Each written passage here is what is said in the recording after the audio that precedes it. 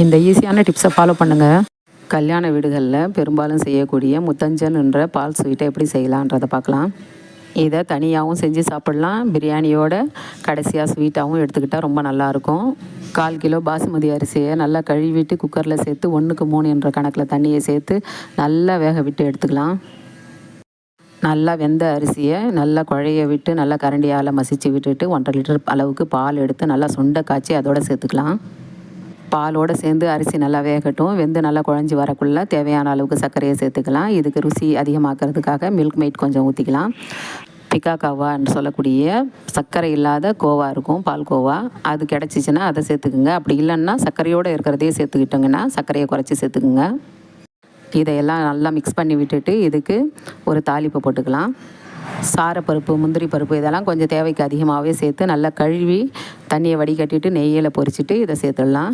நல்ல வாசனையாக மணமாக ரொம்ப டேஸ்ட்டாக நல்லாயிருக்கும். இதோட வாசனைக்கு கொஞ்சமாக ஏலக்காய் பொடியை சேர்த்து கலந்து விட்டுட்டோன்னா ரொம்ப நல்லாயிருக்கும். விருப்பப்பட்டவங்க கொஞ்சமாக பச்சை கற்பூரத்தையும் சேர்த்துக்கலாம். ஆனால் ரொம்ப கொஞ்சமாக சேர்க்கணும். சூடாக சாப்பிட்டோன்னா இதோட டேஸ்ட்டு ரொம்ப நல்லாயிருக்கும். கொஞ்சம் தளர்த்தியாக வைக்கணும், ரொம்ப கெட்டியாக வைக்கக்கூடாது.